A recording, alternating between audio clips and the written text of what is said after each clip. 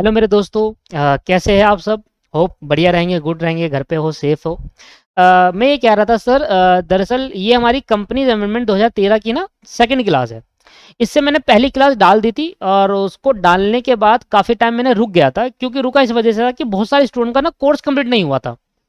और जब ये कोर्स कंप्लीट हो जाता है तब अमेंडमेंट पढ़ाना सही रहता है, तो वो काफ़ी तेज ध्यान दे रहे थे कोर्स कंप्लीट करने पे। अब मैक्सिमम मेजरली स्टूडेंट का लॉ का कोर्स कंप्लीट हो चुका है। अब मैं अल्टरनेट डे पर अमेंडमेंट डालूंगा।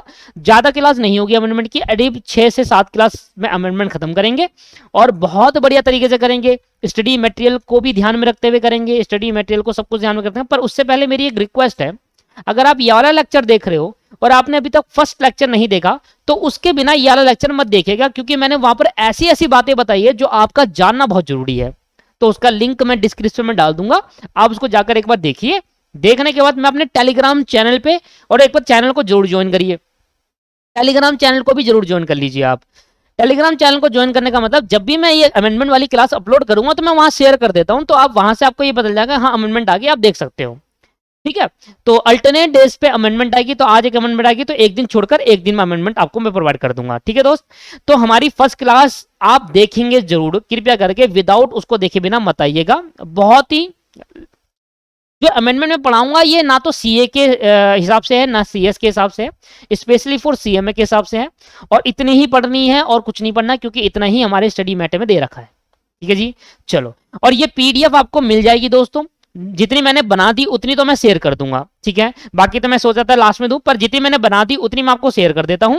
और बाकी का जो रिमेनिंग पार्ट है वो एकदम फुल फ्लैश बनाकर मैं आपको प्रोवाइड कर दूंगा। अभी मैं आपके लिए इतना शेयर कर दूंगा टेलीग्राम में।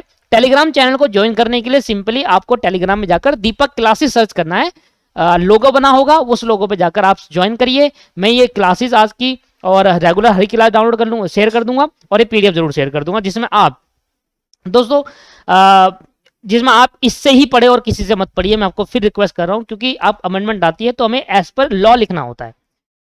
देखो सर, ये आप फाइनेंशियल ईयर, आपको मैंने पिछली क्लास में ये डेफिनेशन सिखाई थी फाइनेंशियल ईयर, बहुत डिटेल में मैंने आपको कराया था। सिर्फ पिछली क्लास में यही पार्ट हुआ था, पर इससे होने से पहले मैंने बहुत कुछ सिखाया था आपको, बहुत कुछ। ऑर्डिनेंस का मतलब क्या होता है सबको सिखाया था। अगर आपने नहीं देखी तो कृपया करके वो जाकर देखिए, तभी आना यहाँ पर। ठीक है दोस्त। चलो, तो मैं मान के चलता हूं कि आपने कर लिया है। तो मुझे आज की क्लास के अंदर आपको पढ़ाना है section 10A, commencement of business intersect bye the companies amendment act 2019। Amendment act क्या होता है, ये वाली लिंक डिस्क्रिप्शन में वहां मिल जाएगा आपको, उसमें देखिए। वो बेस क्लास है अमेंडमेंट की ना, अमेंडमेंट पढ़ने से पहले हमें वो बेसिक देखना होता है, वो जरूरी है, वो देखते हैं।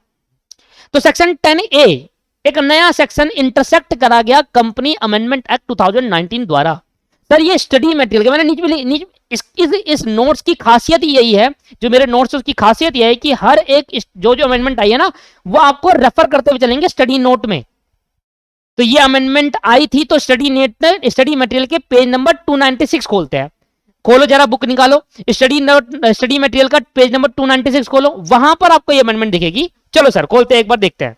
ये जी हमारा पेपर नंबर 6 हमारा स्टडी मटेरियल की। इसलिए मैं कह रहा हूँ ये नोट्स खासियत इसलिए क्योंकि आपका स्टडी मैट को कवर करते हुए चलेगा। देखो यहाँ पर देख लो, फिर दोबारा अगले मैं आपको दिखा देता हूँ। स्टडी मटेरियल पेज नंबर 317 की अमेंडमेंट है ना, पेज नंबर 317। तो पेज नंबर कौन सा था पहले वाला जो पढ़ा रहा हूँ अभी मैं आपको, पेन नंबर 296। कृपया करके ये अमेंडमेंट आप दोस्तों के साथ जरूर शेयर करिए, क्योंकि पता नहीं वो कहां से पढ़े हैं। जहां से, ऐसा नहीं कह रहा गलत पढ़ाओ, बिल्कुल सही पढ़ाओ, पर ये ना स्पेशली है भाई सीएमए के लिए। ये मतलब कोर है सीएमए के लिए, मतलब स्टडी मटेरियल का पेज भी लिख रखा है मैंने इसमें, तो समझ लीजिएगा आप। 296 पेज नंबर खोलते हैं सर।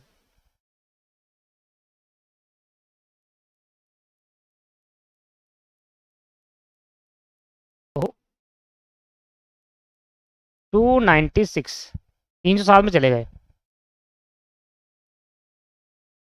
297 एंड 296। सर कहां पर मिलेगा, यहां मिलेगा। देखो नई बुक में इंट्रोड्यूस भी कर रखा है, अगर आपके पास पुरानी बुक है तो शायद ना हो, पर नई बुक में डाल रखा है। एक सेक्शन और डाला गया है अंडर सेक्शन 12A को, 12A को भी इंट्रोड्यूस करा है। पहले पढ़ते हैं कि है क्या। चलो यहां से मैंने दिखा दिया आपको, पेज नंबर 296 में ये रहा, इंट्रोड्यूस करा हुआ है। ठीक है, दिख रहा ना आपको। The new section 10A has been introduced by the companies amendment ordinance. ये सर कंपनी अमेंडमेंट ऑर्डिनेंस क्या होता है पहले लेक्चर में बता दिया है मैंने आपको। चलो सर आओ एक बार इसको रीड करते हैं, बहुत अच्छे समझते हैं कि क्या कॉन्सेप्ट है। सेक्शन 10A हमारा जो कंपनी अमेंडमेंट ऑर्डिनेंस है उसका सेक्शन 10A नया इंटरसेक्ट करा है। एक होता है इंटरसेक्ट करना, ऐसे अमेंडमेंट आती है, एक होता है इंटरसेक्ट नहीं करा, एक होता है जो पुरानी अमेंडमेंट है उसके अंदर मॉडिफाई करा, एक ऐसी अमेंडमेंट आती है, ठीक है ना, दोनों कवर होती है यहां पर। और ये इंटरसेक्ट करा गया, नया इंट्रोड्यूस करा गया। क्या कहता है ये, the new section 10A has been introduce with the introduction of the companies amendment ordinance, जो कि इंट्रोड्यूशन करा है किसने, कंपनीज अमेंडमेंट ऑर्डिनेंस से नया सेक्शन इंट्रोड्यूस करा है जो कि 10A कहा गया, जिसको ये इंपॉर्टेंट सेक्शन है, पेपर मारने के चांसेस भी है इसके।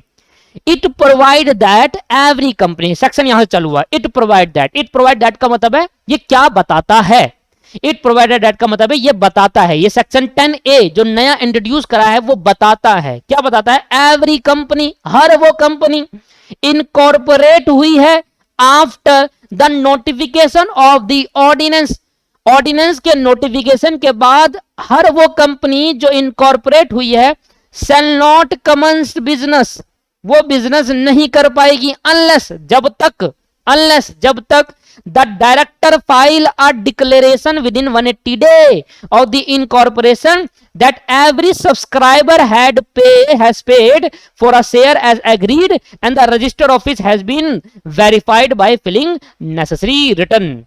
यहां खत्म हुआ। क्या कहता है, कहता है कि जब ये ऑर्डिनेंस आया था ना, कंपनी अमेंडमेंट ऑर्डिनेंस, तो उस ऑर्डिनेंस के बाद आफ्टर इनकॉर्पोरेशन हुई अगर कोई कंपनी, एग्जांपल समझते हैं। देखिए सर, मैं आपको समझाने की कोशिश करता हूं, जो सेक्शन 10A है वो क्या कहता है, सेक्शन 10A जो है वो क्या कह रहा है हमसे, देखो कहता है जब भी ना ऑर्डिनेंस की नोटिफिकेशन आई थी, ये ऑर्डिनेंस जो पास हुआ नया, इसकी जो नोटिफिकेशन आई थी, उस नोटिफिकेशन आने के बाद अगर कोई कंपनी इनकॉर्पोरेट हुई है, तो मान लेते हैं कि यहां नोटिफिकेशन आई, notification of ordinance, notification of ordinance. Sir ordinance क्या होता है, ये पहली क्लास में जाकर देखो, नोटिफिकेशन ऑफ ऑर्डिनेंस। तो यहां पर मान लो नोटिफिकेशन, इसके बाद अगर इसके बाद कोई कंपनी इनकॉर्पोरेट हुई है तो वो 180 दिन के अंदर अंदर यहां से लेकर अगर कोई कंपनी इनकॉर्पोरेट, इसके बाद पहले तो बताओ, after ordinance notification, ordinance notification के बाद अगर कोई कंपनी इनकॉर्पोरेट हुई है, एवरी कंपनी इनकॉर्पोरेट, वो हर कंपनी जो इस ऑर्डिनेंस के बाद इनकॉर्पोरेट हुई है, एवरी कंपनी, हर वो कंपनी जो इस ऑर्डिनेंस के बाद इनकॉर्पोरेट हुई है, उसको 180 दिन के अंदर अंदर वो बिजनेस नहीं कर पाएगी। मतलब ये कि हर वो कंपनी जो नोटिफिकेशन आया था ऑर्डिनेंस का, तो इस सेक्शन के बाद मान लो ये सेक्शन जब भी इंट्रोड्यूस हुआ था, उसका जो इंट्रोड्यूस हुआ था, जिस ऑर्डिनेंस में इंट्रोड्यूस हुआ था, उस ऑर्डिनेंस की जब नोटिफिकेशन आई थी, उस नोटिफिकेशन के बाद अगर कोई कंपनी इनकॉर्पोरेट हुई है, वो कंपनी बिजनेस नहीं कर पाएगी, वो company shall not commence the business, shall not commence business, वो बिजनेस नहीं कर पाएगी। कब तक नहीं कर पाएगी, अनलेस, तब तक नहीं कर पाएगी अनलेस कि वो जब वो इनकॉर्पोरेट हुई, जिस दिन वो इनकॉर्पोरेट हुई, मान लो कंपनी इनकॉर्पोरेट हुई है इतनी तारीख को, यहां पर, यहां से 180 दिन गिनना, और यहां से 180 दिन गिनने के बाद इसके अंदर अंदर आपको एक डिक्लेरेशन देना है विद इन 180 डे, 180 दिन के अंदर अंदर क्या देना है दोस्त, डिक्लेरेशन देना है। डिक्लेरेशन कौन देगा, director of the company. Declaration देने वाला कौन है जी, director. Unless the director file a declaration within 180 day of the incorporation that, और डिक्लेरेशन क्या देगा वो देखो, डिक्लेरेशन कौन देगा जी, डायरेक्टर देगा। और क्या डिक्लेरेशन देगा, जो आपका सब्सक्राइबर है ना, सब्सक्राइबर जिसने आपके शेयर खरीदे, जो आपका सब्सक्राइबर है जिसने आपके शेयर खरीदे दोस्तों, क्या उसने सारे पैसे पे कर दिए, शेयर जो खरीदे थे क्या उसने सारे पैसे पे कर दिए शेयर के, क्या लिखा है, every subscriber has paid for the share as agreed, जिसने उसने शेयर खरीदे थे क्या उसने सारे पे कर दिए, एग्रीड शेयर के लिए क्या पेमेंट कर दी सब्सक्राइबर ने, इसके बारे में डिक्लेरेशन देगा, करी या नहीं करी, कर दी तो बताएगा, नहीं करी तब भी बताएगा। दोस्तों सेक्शन 10 ए कहता है कि जब भी सेक्शन 10 इंट्रोड्यूस, जब भी ऑर्डिनेंस की नोटिफिकेशन आई, उसके बाद अगर कोई कंपनी इनकॉर्पोरेट हुई है, ऑर्डिनेंस के नोटिफिकेशन आने के बाद अगर कोई कंपनी इनकॉर्पोरेट हुई है, तो उस सारी इनकॉर्पोरेशन कंपनी बिजनेस नहीं कर पाएगी। वो तब तक बिजनेस नहीं कर पाएगी जब तक वो जिस दिन उसका इनकॉर्पोरेशन हुआ था उस दिन से 180 दिन के अंदर अंदर उन सभी कंपनी के डायरेक्टर को डिक्लेरेशन देना होगा। डिक्लेरेशन देना होगा, किसको देना होगा? डायरेक्टर को। कहां देना होगा डिक्लेरेशन भैया? डिक्लेरेशन कहां देना होगा? आरओसी के पास। और डिक्लेरेशन क्या देना होगा कि जो सब्सक्राइबर है, सब्सक्राइबर, क्या जिसने सब्सक्राइबर ने जिसने शेयर खरीदे थे, क्या उसने सारी पेमेंट कर दी या नहीं करी? एग्रीड पेमेंट होगी नहीं होगी? क्या उसने पे कर दिया नहीं कर दिया अपने शेयर का पैसा, या अभी भी कोई पैसा मनी पेंडिंग है शेयर का, क्या उसने पे करा नहीं करा? उसकी डिक्लेरेशन आपको देनी होगी। पढ़ेंगे सर दोबारा एक बार। कहता है, देखो ध्यान दीजिएगा, कहता है इट प्रोवाइड दैट, मतलब ये सेक्शन क्या बताता है? कहता है एवरी कंपनी, हर वो कंपनी जो इनकॉर्पोरेट हुई है after the notification of ordinance, ये जो ऑर्डिनेंस आया इसके नोटिफिकेशन के बाद हर वो कंपनी जो इनकॉर्पोरेट हुई है shall not commence the business, वो बिजनेस नहीं कर पाएगी। कब तक नहीं कर पाएगी सर? अनलेस, जब तक नहीं कर पाएगी जब तक उसका director, the director file a declaration, जब तक वो डिक्लेरेशन फाइल ना कर दे within 180 day of the incorporation, incorporation से 180 दिन के अंदर अंदर, जब भी वो कंपनी इनकॉर्पोरेट हुई है उससे 180 दिन के अंदर अंदर उसको डिक्लेरेशन देना होगा दैट एवरी सब्सक्राइबर, जो हुआ सब्सक्राइबर है, हैज पेड, क्या उसने पे कर दिया फॉर द शेयर, शेयर का सारा पेमेंट कर दिया या नहीं करा, उसके डिक्लेरेशन दो। एंड साथ में इसके बाद पढ़ेंगे, कहता है एंड साथ में the registered office has been verified, registered office जो आपने खोला होगा, भाई आप अगर कोई कंपनी इनकॉर्पोरेट करोगे तो आपका ऑफिस भी तो होगा ना, जिस ऑफिस कंपनी का एड्रेस आपने डाला होगा, भाई मैं एक कंपनी खोल रहा हूं मान लो, और मैं वो दिल्ली के अंदर कंपनी खोल रहा हूं, तो दिल्ली में कहीं ना कहीं तो आपकी कंपनी का रजिस्टर्ड ऑफिस होगा, कहीं ना कहीं तो ऑफिशियल ऑफिस होगा कि हाँ भाई ये कंपनी आपकी यहां पर है। अगर कोई कोर्ट से नोटिस आएगा तो किस एड्रेस पे भेजे? आपके घर पे भेजे या आपके उसमें भेजे, कंपनी पे? तो अगर कंपनी को कोर्ट से कोई नोटिस भेजना है या कोई भी कुछ काम करना है तो कंपनी का एक एड्रेस होना चाहिए ना दोस्तों, तो वो रजिस्टर्ड एड्रेस भी, रजिस्टर्ड ऑफिस भी आपको वेरीफाई कराना होगा। वो वेरीफाई क्या करना पड़ेगा? कहता है वेरीफाई कैसे करोगे? बाय, कैसे करोगे? Bye filing necessary return, necessary return file कर कर, जो रिटर्न जरूरी होगी वो रिटर्न फाइल करके आपको क्या कराना पड़ेगा? उसको वेरीफाई कराना होगा। तो अगर आप ये सेक्शन समझ रहे हो तो सेक्शन में क्या है बेसिकली, सेक्शन 10A जब भी इंट्रोड्यूस हुआ उसने ये कहा, न्यू सेक्शन 10 इंट्रोड्यूस करा और कहा कि जब भी कंपनी अमेंडमेंट ऑर्डिनेंस आया, उसकी नोटिफिकेशन आई, उस नोटिफिकेशन के बाद, ऑर्डिनेंस की नोटिफिकेशन के बाद अगर कोई कंपनी इनकॉर्पोरेट हुई है, नहीं खुली है, तो उसके इनकॉर्पोरेशन से 180 दिन के अंदर अंदर आपको एक डिक्लेरेशन फाइल करनी होगी। किसको? डायरेक्टर को। कहां फाइल करनी होगी? आरओसी को। तो भैया क्या बोल रहा है, जरा ध्यान समझिए। ये कहता है कि भैया वो कंपनी जो नोटिफिकेशन ऑफ ऑर्डिनेंस के बाद, मैं बार बार इसलिए बोल रहा हूं कि आपको याद हो जाए, मेरा पर्पस बार बार बोलने का नहीं है, और मैं आपको ये चीज बार बार, मेरा तरीका यही है दोस्तों, बार बार बोलने का पर्पस। आप बहुत सारे स्टूडेंट कहेंगे कि भाई एक ही चीज को 10 बार बोल दिया, तो भाई आपके दिमाग में भी तो घुसा वो। 10 बार बोलने का पर्पस ही यही होता है कि आपके दिमाग में बैठ जाए वो चीज। अब आपसे पूछ लो कि सेक्शन 10A कहता है, तो आप 5 मिनट बता दो कि भैया सेक्शन 10A कहता है कि अगर कोई भी कंपनी, कोई भी नोटिफिकेशन आई, जब नोटिफिकेशन आई थी ऑर्डिनेंस की, तो उस नोटिफिकेशन के बाद अगर कोई कंपनी इनकॉर्पोरेट हुई है वो बिजनेस नहीं कर पाएगी, और तब तक बिजनेस नहीं कर पाएगी जब तक डायरेक्टर उस पर डिक्लेरेशन फाइल ना कर दे 180 दिन के अंदर। कब से गिना जाएगा 180 दिन? इनकॉर्पोरेशन से गिना जाएगा। और डिक्लेरेशन में क्या फाइल ना कर दे? डिक्लेरेशन में ये ना बता दे कि जो सब्सक्राइबर है जिसने शेयर खरीदे थे वो उसने सारी पेमेंट करी ना करी, पूरी जो एग्रीड सम था, सेट हुआ था कि भाई इतने में शेयर खरीदेगा, क्या उसने पेमेंट कर दी, और साथ में अपना रजिस्टर्ड ऑफिस को भी वेरीफाई कराएगा। रजिस्टर्ड ऑफिस वेरीफाई कराने के लिए क्या चाहिए? आपको नेसेसरी रिटर्न फाइल करनी होगी आरओसी को, हो जाएगा वेरीफाई। तो काम करने हैं जी। नोटिफिकेशन ऑफ ऑर्डिनेंस के बाद बताओ, मेरे को याद भी कराना है दोस्तों, मेरा पर्पस यहाँ पर अमेंडमेंट सिर्फ समझाना नहीं है, मुझे याद भी कराना है, क्योंकि ये इंपॉर्टेंट अमेंडमेंट है, ये पेपर में आने के चांसेस है, इसके याद कराना है साथ के साथ। तो इसलिए मैं बार बार बोल रहा हूं, तो समझ लेना, आपको याद कराने के लिए आप स्पीड बढ़ा लो, आगे कर लो, जो करना है वो कर लो। मेरा पर्पस यहाँ पर याद कराना है दोस्तों, आपको याद कराना है कि सेक्शन 10 क्या कहता है, जल्दी बताओ मुझे। सेक्शन, हम एक चीज को जब बार बार पढ़ते हैं तो हमें याद हो जाता है, अगर आप अभी याद कर लोगे तो बाद में याद नहीं करना पड़ेगा आपको, ठीक है। तो मैं इसमें 5 की जगह 10 क्लास लगा दूं, पर याद करते करते बताऊंगा आपको, मैं पूरी याद करवा दूंगा आपको सारी अमेंडमेंट। पहले बताओ क्या था कसम, सामने देखेंगे, नीचे इधर नहीं देखेंगे बिल्कुल भी, इसको छुपा देते हैं।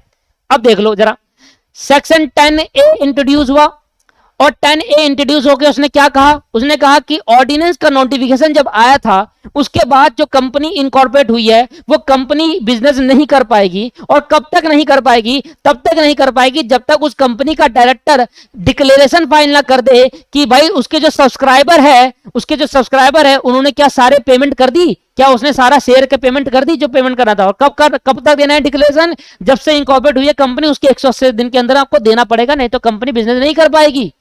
और साथ में जब ये डिक्लेरेशन फाइल कर दो तो अपना जो रजिस्टर्ड ऑफिस आपने खोला होगा उसको वेरीफाई भी कराना होगा, और वेरीफाई कैसे कराएंगे दोस्तों, नेसेसरी रिटर्न फाइल कर। और ये आरओसी बताएगा क्या नेसेसरी रिटर्न है, हमें नहीं जानने की जरूरत इतना, ठीक है दोस्तों।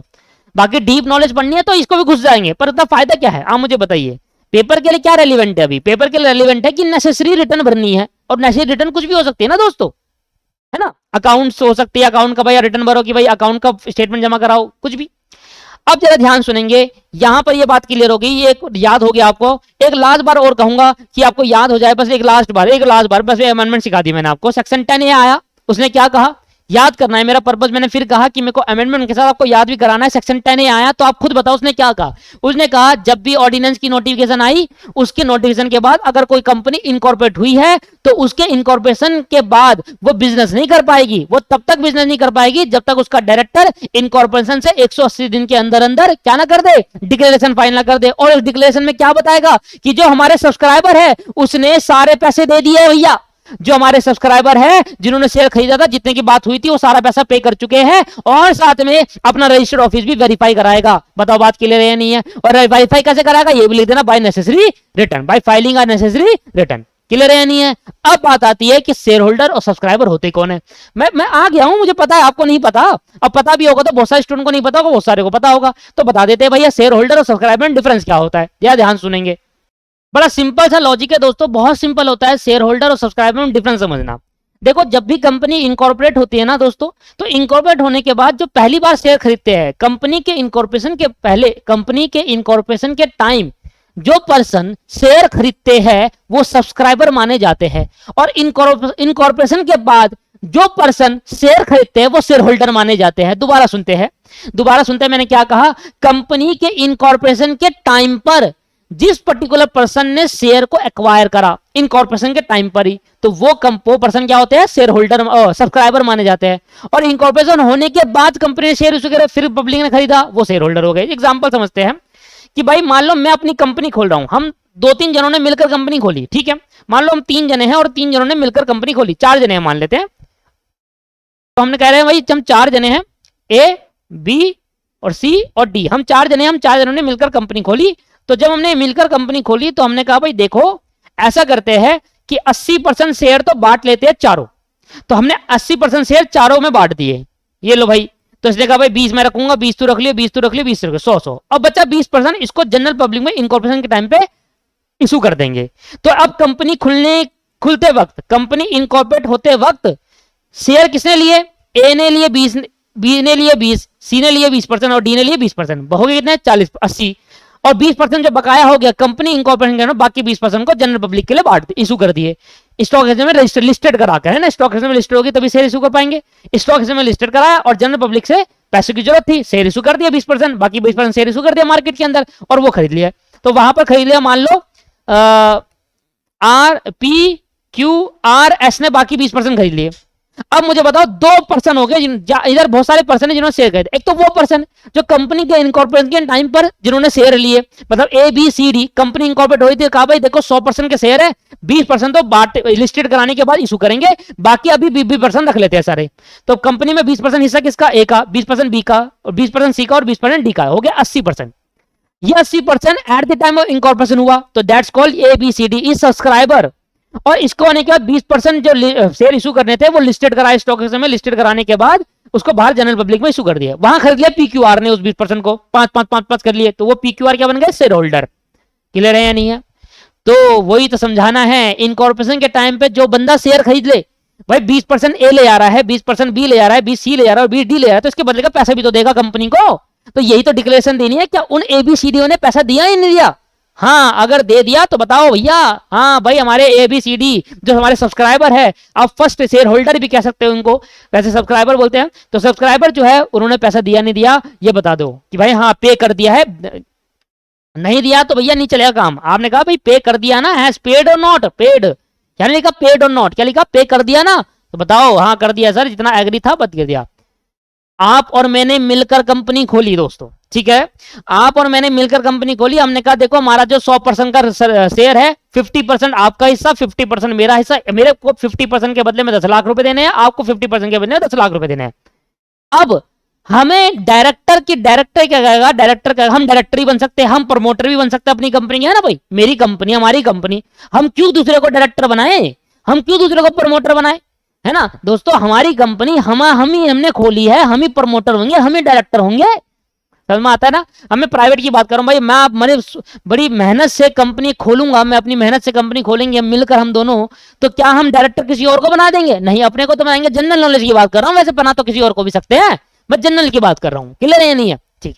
तो मैं ये कह रहा हूं कि हम आपने वो बदले के 10 लाख रुपए दे दिए नहीं दिए, मैंने दे दिए नहीं दिए, तो कंपनी ने डायरेक्टर ने क्या करना है, डिक्लेरेशन देनी है कि भैया हाँ दे चुके हैं, हाँ ये पैसा दे चुके हैं, ये अपने शेयर के बदले जो उसने लिए थे 50%, उसके पैसे 10 लाख दे चुका है, मैंने जो 50% लिए थे उसके बदले का 10 लाख पे कर चुका, ये डिक्लेरेशन दे दो, और साथ में रजिस्टर ऑफिस जो खोला उसको वेरीफाई करा दो नेसेसरी रिटर्न के लिए, बस ये दो काम कर दोगे आपकी बिजनेस चलता रह जाएगा। तैयार तक का सेक्शन 10A। बहुत टाइम लगा दिया ना दोस्तों, लगाऊंगा मैं और टाइम लगाऊंगा, मैं आपको रटवा दूंगा, ये याद करवा दूंगा। रटवाने का मतलब ये नहीं कि आपको, एक होता है रटवाना कि आपको बिना बताए एक एक कहानी ये चीज को बिना समझाए आपको बोल रहा हूं, यहां मैं आपको समझा चुका बहुत डिटेल में, समझाने के बाद एक एक वर्ड का मतलब बताने के बाद इसको बार बार बुलवा रहा हूं, इसलिए रटवा रहा हूं कि आपको याद हो जाए, आप भूलो ना ये चीज, ठीक है जी, क्लियर हो, याद हो गया ना।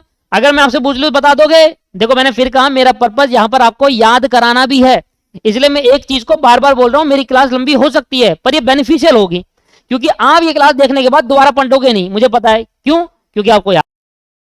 Section 12 registered office of company, तो रजिस्टर्ड ऑफिस ऑफ कंपनी के अंदर अमेंडमेंट आई, और ये अमेंडमेंट जो आई है ये लाया गया कौन, कंपनी अमेंडमेंट एक्ट 2019। सर इसमें अमेंडमेंट क्या आई है, क्या इसमें मॉडिफाई हुआ है या नया सेक्शन ऐड हुआ है, तो इसके अंदर एक नया सब सेक्शन ऐड कर दिया गया है, सब सेक्शन 9, 12 सब सेक्शन 9 को ऐड करा गया, और वो क्या बोलता है, 8 सेक्शन थे सब सेक्शन 12। तो सबसे पहले मैं CMA के स्टडी मटेरियल में जाऊंगा, पेज नंबर 317 खोलेंगे हम, ठीक है, CMA के स्टडी मैट का पेज नंबर 317 खोलो, आओ जरा सामने देखिए 296 है, थोड़ा सा आगे जाएंगे 317 खोलेंगे, ठीक है जी।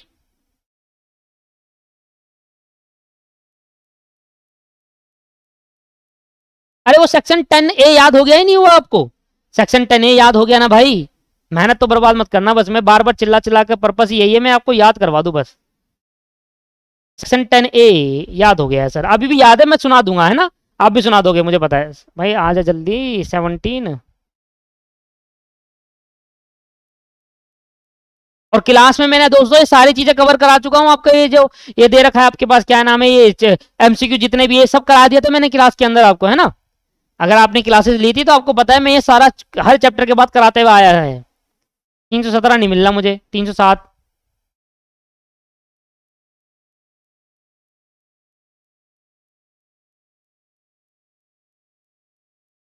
भाई 11 पे आगे शुगर है, ये ना लैपटॉप हैंग कर रहा है आज मेरे भाई, पता नहीं ये ऊपर बहुत जल्दी कर रहा हूँ पर लेट लेट हो रहा है, इसका मतलब हैंग कर रहा है। ओ भाई आ गए 317 पे, आ गए 317 पे, लो जी जरा ध्यान दीजिएगा, 317 से थोड़ा सा ऊपर जाएंगे,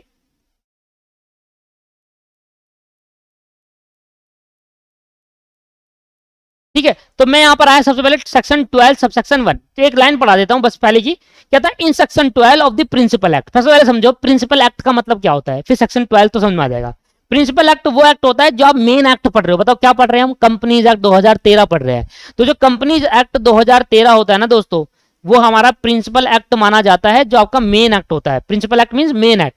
उस कंपनी एक्ट 2013 का 12वां सेक्शन क्या होता है, रजिस्ट्रार ऑफ ऑफिस, उस कंपनीज एक्ट 2013 का जो सेक्शन 12 है वो आपको बताता है रजिस्ट्रार ऑफ ऑफिस के बारे में। अब सेक्शन 12 के अंदर आगे कहता है आफ्टर सबसेक्शन 8, सेक्शन 12 के अंदर 8 सबसेक्शन है, उसके बाद the flowing subsection shall be intersected subsection 9, ये समझ में आया। कि जो हमारा कंपनीज एक्ट 2013 है उसका सेक्शन 12 जो है, उस सेक्शन जो 12 है ना दोस्तों, उसके अंदर 8 सबसेक्शन है जो हमारी बुक में है, और 8 के बाद एक और सेक्शन इंट्रोड्यूस कर दिया गया है, सबसेक्शन 9। तो पहले मैं 8 दिखाता हूं वो कहां पर है। तो हो गया सेक्शन सबसेक्शन 1, 12 सबसेक्शन 2, ये ना, और आगे बढ़ते हैं सबसेक्शन 3। और कभी कभी ऐसा होता है नई बुक आती है तो ये हटा दिया जाता है कुछ सेक्शन। 3 आगे ये देखो सबसेक्शन 4, ये रहा 6। 5 कहां गया भाई, कहीं कहीं होगा 5 भी दोस्तों।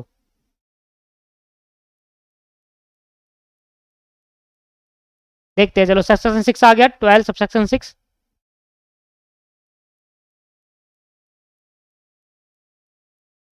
ये रूल है,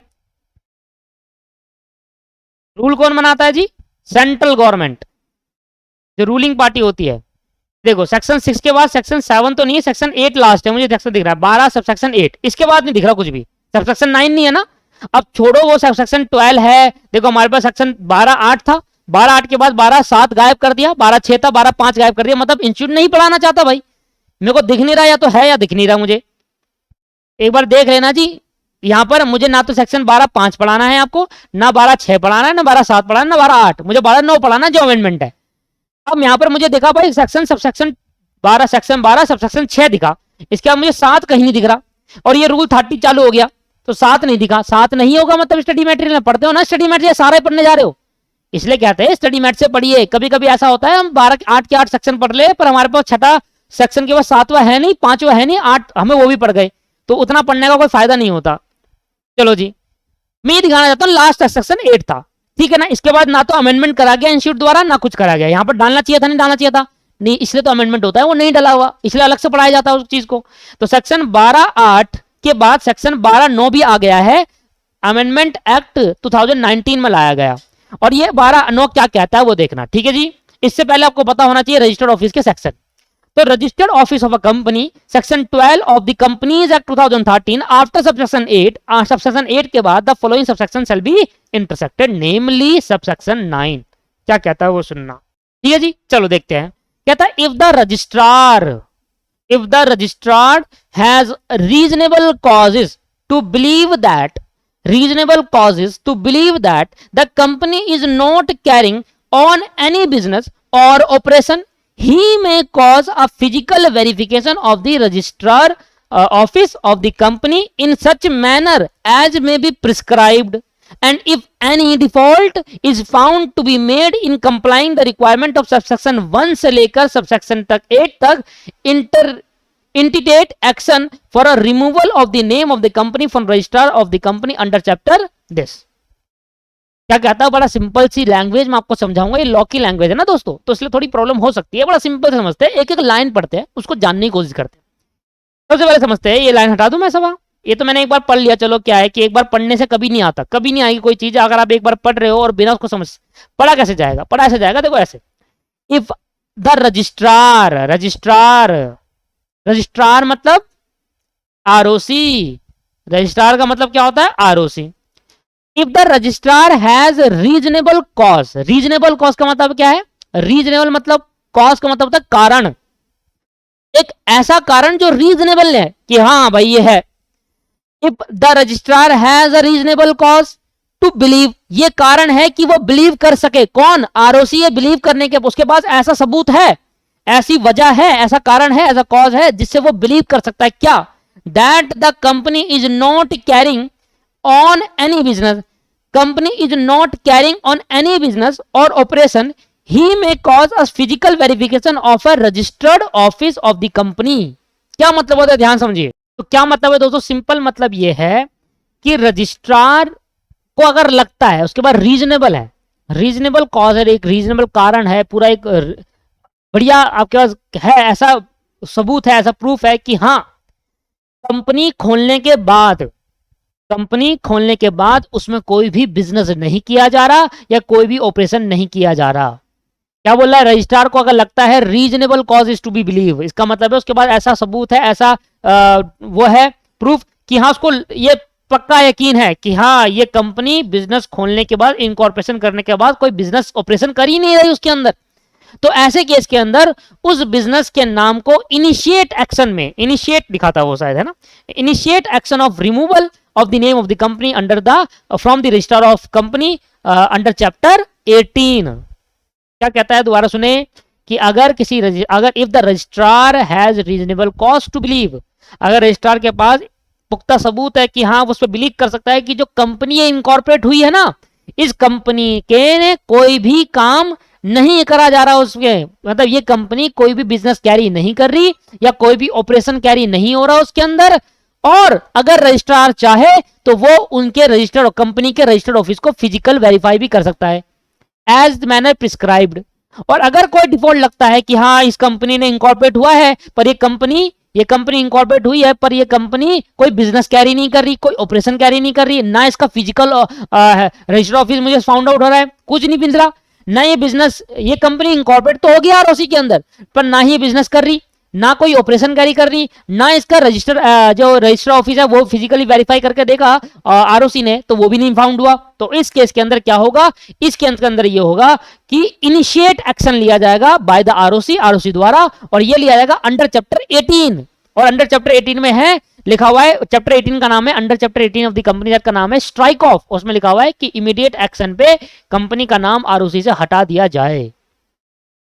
अगर मैं आपसे पूछूं कि किस केस के अंदर कंपनी का नाम आरओसी से हटाया जाएगा, तो आप क्या बोलना, आप एक बात बोलना सर, एक बात, क्या दोबारा सुनेंगे दोस्तों, फिर दोबारा, कि अगर आरओसी को लगता है कि कंपनी इंकॉर्पोरेट हो गई है पर कंपनी में किसी भी टाइप का ऑपरेशन नहीं हो रहा, उसमें किसी भी टाइप का बिजनेस कैरी नहीं किया जा रहा, और कंपनी आरओसी चाहे तो रजिस्टर्ड ऑफिस को, जो कंपनी का रजिस्टर्ड ऑफिस है उसको फिजिकली वेरीफाई कर सकती है। अगर उसमें यह हुआ कि वो फाउंड नहीं हुआ फिजिकली वेरीफाई, तो ऐसे केस के अंदर under chapter 18 of the companies act 2013 का जो चैप्टर 18 है स्ट्राइक ऑफ का, वो कहता है कि उससे उसका नाम हटा दिया जाए। किसका नाम, कंपनी का नाम हटा दिया जाए। और अगर सेक्शन 1 से लेकर सेक्शन 8 तक किसी भी केस के अंदर डिफॉल्ट करा तो तब भी उसका नाम हटा दिया जाएगा। दोबारा पढ़ते हैं सर, दोबारा पढ़ते हैं, देखो, if a registrar has a reasonable causes to believe, समझ में आया ना इसका मतलब, that the company is not carrying, जो कंपनी इंकॉर्पोरेट हुई है, अभी इंकॉर्पोरेट हुई थी ना नोटिफिकेशन के बाद, अभी ऊपर बात है सेक्शन 10, उसमें इंकॉर्पोरेट नहीं हुई थी 10A में कि भाई 180 दिन का डिक्लेरेशन देना पड़ेगा कि हाँ, हमारे जो शेयर होल्डर है, हमारे जो सब्सक्राइबर है, उसने हमारा जो एग्रीड अमाउंट था वो पे कर दिया है, इसका डिक्लेरेशन दे दो, ठीक। और company is not carrying on any business और ऑपरेशन, कि भाई इस केस के अंदर क्या हो रहा है, जो कंपनी इंकॉर्पोरेट हुई वो कोई भी बिजनेस कैरी नहीं कर रही, कोई भी ऑपरेशन उसमें कैरी नहीं हो रहा।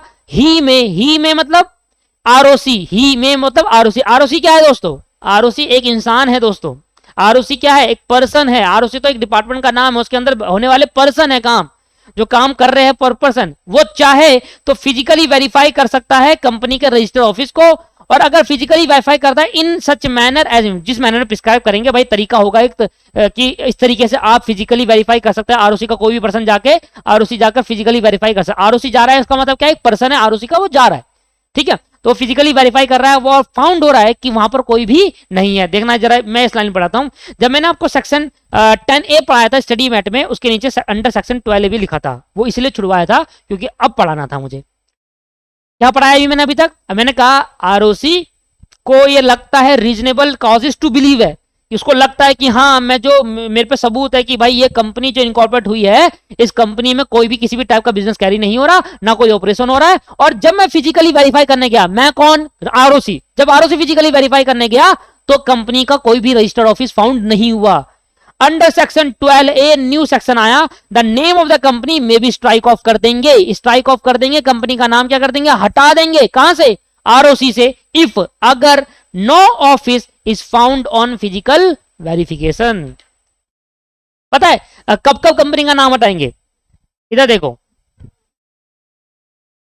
एक तो आरओसी को लगता है कि भाई उस कंपनी के अंदर किसी भी टाइप का बिजनेस नहीं चल रहा, किसी भी टाइप का ऑपरेशन नहीं हो रहा। दूसरा, जब आरओसी फिजिकली वेरीफाई करना गया कि हाँ कंपनी का कोई रजिस्टर ऑफिस है या नहीं, चेक करने गया तो वो भी फाउंड नहीं हुआ। तो अब कहता है इनिशिएट एक्शन ले लो, इनिशिएट एक्शन ले लो। यहां से यहां लाइन पढ़ना, बस यहां रोककर ये वाली लाइन पढ़ना, यहां से इसको, ये भूल जाओ अभी 2 मिनट के लिए, ये अभी भूल जाओ 2 मिनट के लिए, यहां से पढ़ना। प्रिस्क्राइब मैनर जो दे रखा होगा उस मैनर में जाएगा, फिजिकली वेरीफाई करेगा, देखेगा कि आरओसी के पास कोई कंपनी के पास रजिस्टर ऑफिस है या नहीं। अगर फाउंड नहीं हुआ तो इनिशिएट एक्शन लिया जाएगा for the removal of the name of the company from the ROC, ROC से कंपनी का नाम हटा दिया जाएगा अंडर चैप्टर 18। 18 चैप्टर किसका है? 10, 15, 16, 17, 18। 18 चैप्टर कितना है? किसका है? स्ट्राइक ऑफ का। स्ट्राइक ऑफ करना मतलब कंपनी का नाम हटा देना आरओसी से। समझ में आया नहीं आया? समझ में आ गया। अच्छा ये लाइन क्या लिखी हुई वाली? ये लाइन भी देख लेते हैं सर जल्दी से। ये लाइन क्या लिखी हुई है?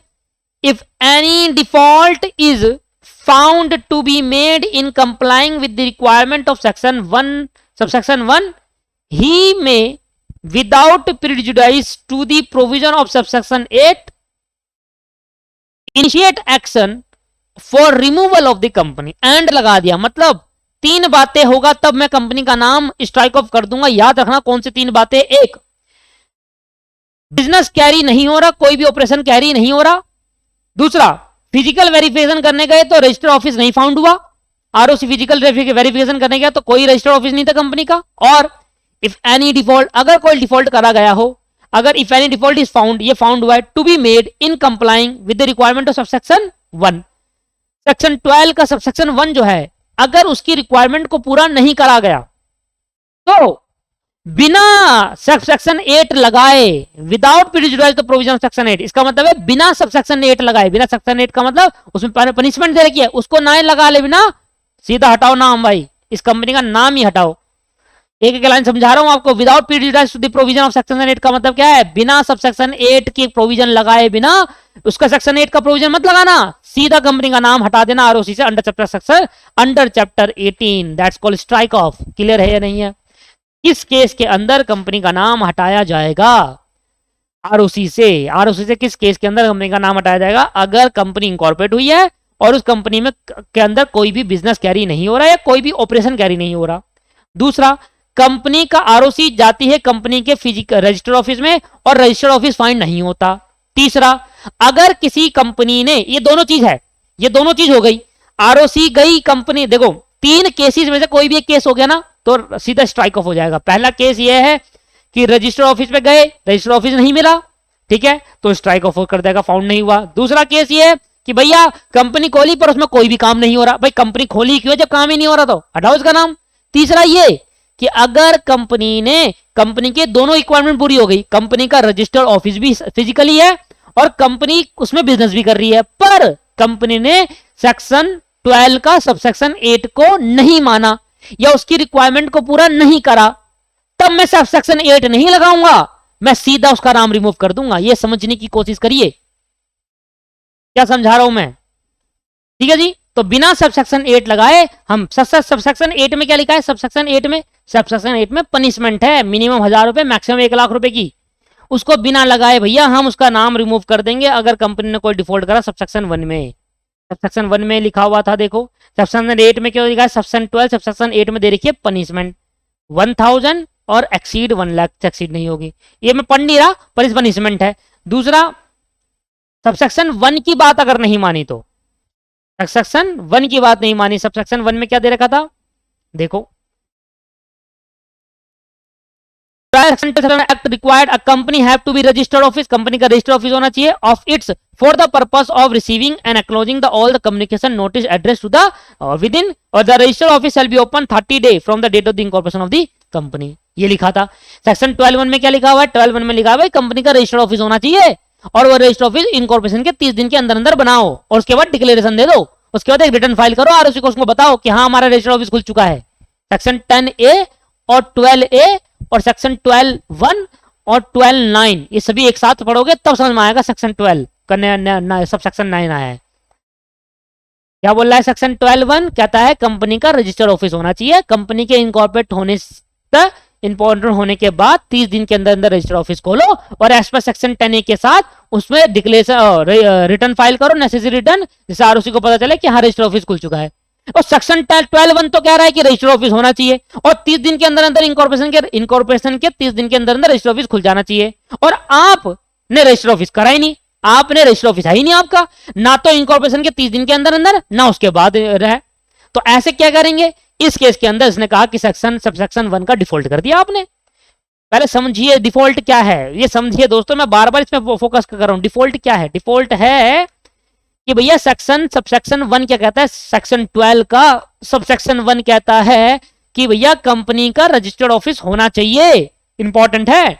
और ये रजिस्टर्ड ऑफिस इनकॉर्पोरेशन जब होगी ना जिस दिन कंपनी, उसके 30 दिन के अंदर अंदर होना चाहिए।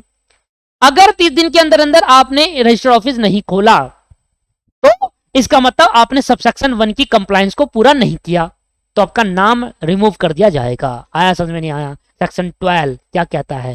सेक्शन 12 का सबसेक्शन 9 क्यों लाया गया?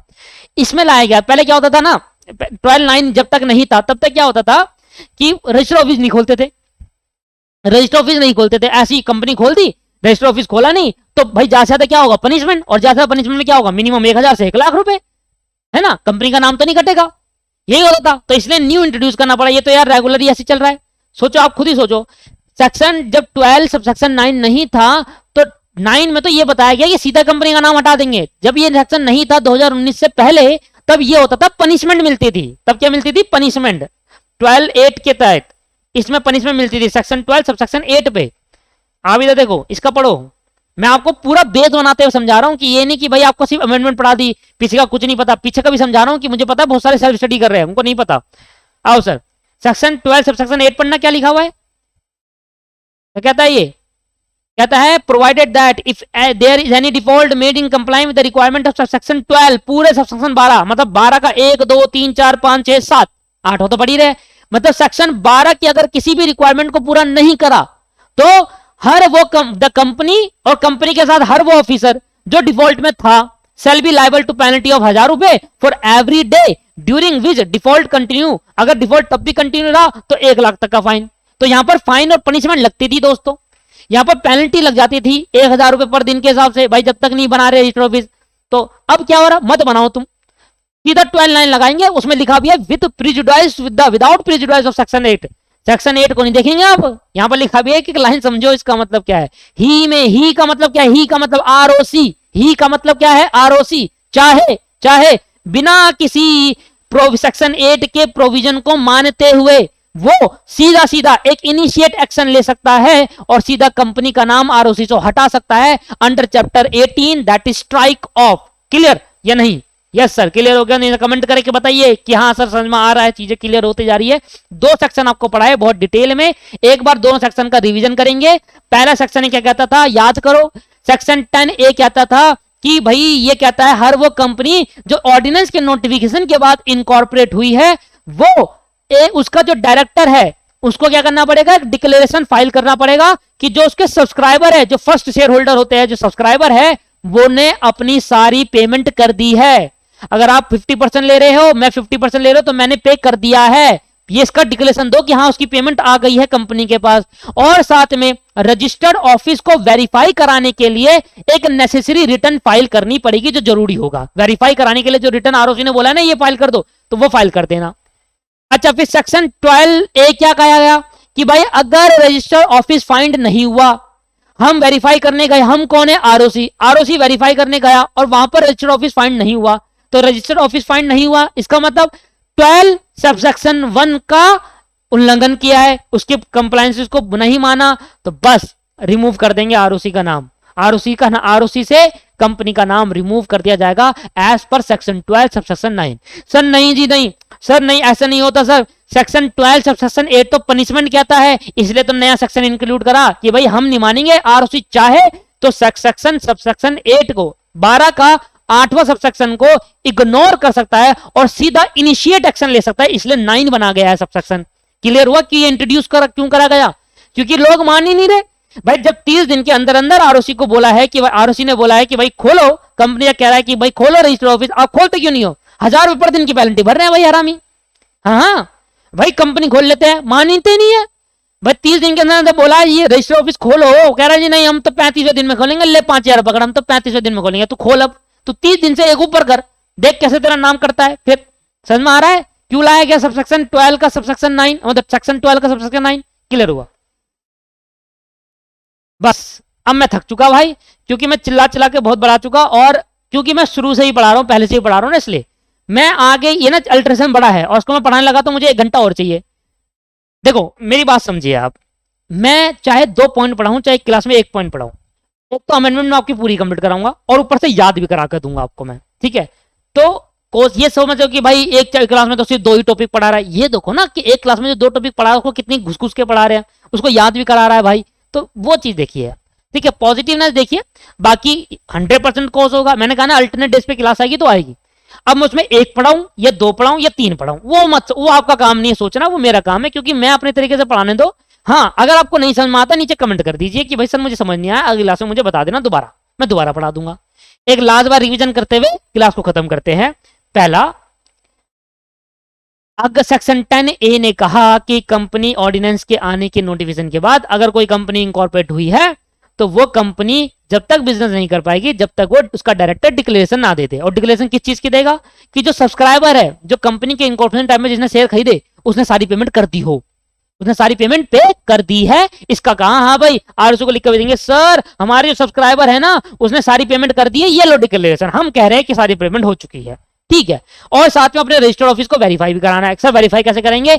नेसेसरी रिटर्न फाइल करके। नेसेसरी का वर्ड जो यूज करा है ना, ये आरओसी बताएगा कौन से डॉक्यूमेंट नेसेसरी है, कौन सी रिटर्न फाइल करनी है।